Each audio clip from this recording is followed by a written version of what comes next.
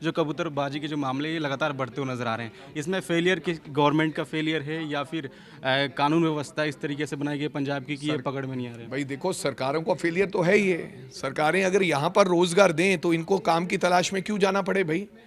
ये देश की सरकार का, मोदी जी का फेलियर है। पंजाब जहाँ की स्टेट्स की सरकारें, उनका फेलियर है। मोदी जी रोज कहते हैं कि अमृतकाल का समय है, देश के अंदर अब अमृतकाल है, लेकिन अमृतकाल के समय में लोगों को काम की तलाश में जाना पड़ रहा है। ये तो बरसों से हो रहा है। लेकिन ये नई कहानी है जो मैंने सुनाई है। पंजाब देश के एजेंट जो भी हैं, ये लोग मिले हुए हैं रशियन गवर्नमेंट के साथ। उनको वहां पर जाना, कहीं और जाते थे, ले गए उनको मॉस्को, और मॉस्को में जाकर आर्मी में भर्ती करा दिया।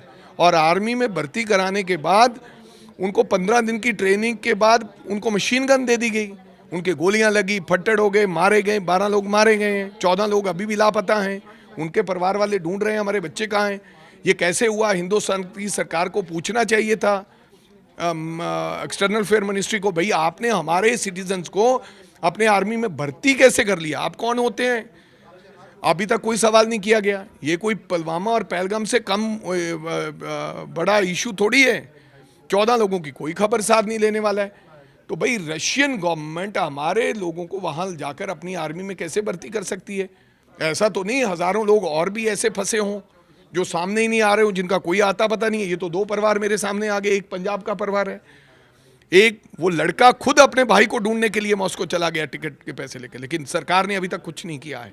तो हमारी मांग है सरकार इसके ऊपर गौर फरमाए, पार्लियामेंट में इशू उठाएंगे। मैं आज चिट्ठी भी लिखूंगा, ये लड़ाई लड़ेंगे हम और ऐसा नहीं होने देंगे। ये तो यूनाइटेड नेशन का मुद्दा बनता जा रहा है भाई। मेरा भाई 15 जनवरी को बाहर मलेशिया, सिंगापुर जाने के लिए फ़्लाइट में दिल्ली से लेके जाता है एजेंट के थ्रू, और उसका फिर 13 जनवरी को कॉल आता है और पता चलता है कि उन्हें रशियन आर्मी में इंडक्ट कर दिया गया है।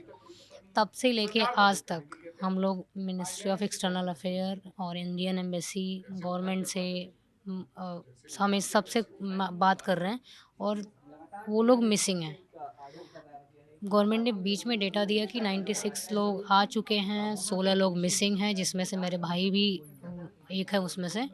लेकिन अभी तक उनका कोई खबर नहीं आया। हम आज भी कॉल मैसेज करते हैं तो यही रिप्लाई आता है कि हम ढूंढ रहे हैं, काम चल रहा है, जैसे ही खबर आएगी बता देंगे। भारतीय विदेश मंत्रालय से 4 से 5 मीटिंग लगातार कर चुका हूँ। तो उसमें मेरे को बस यही आश्वासन दिया गया है, जो बाकी भी परिवार हैं हम सभी जब इकट्ठे होके जाते हैं तो बस यही आश्वासन देते हैं कि हम लगातार प्रयास कर रहे हैं, हमारी ओर से कोशिश जारी है, हम जल्द से जल्द आपके बच्चों को ढूंढ के लाएंगे। मगर अभी तक किसी को साल हो चुका है, मेरे भाई को 1.5 साल हो चुका है, किसी को इवन जम्मू का एक केस है उसको 2 साल हो चुके हैं। तो सिर्फ इंडियन एम्बेसी और हमारे भारतीय विदेश मंत्रालय के पास सिर्फ एक ही लफ्ज़ है, वो है मिसिंग, कि आपके बच्चे अभी मिसिंग है। तो हमारे जो ठग एजेंट हैं पंजाब के, और जो कुछ ठग एजेंट हैं रशिया के, जो उनका जो बैक साइड है वो कोलकाता की है, और जो हमारे पंजाब से हैं वो कपूरथला के हैं। तो इन पे जो कार्रवाई है, जहाँ इनका जो डेटा है, मैं भारतीय गवर्नमेंट को दे चुका हूँ या अपनी पुलिस को, प्रशासन को दे चुका हूँ, मगर इन पे कार्रवाई इतनी ढीली है। अभी साल हो चुका है मेरी एफआईआर हुई को, ना तो उन पे कोई अच्छी तरह से कोई कार्रवाई की गई, ना तो उनको पकड़ा गया। जो मेन ठग एजेंट है वो अभी तक फरार है।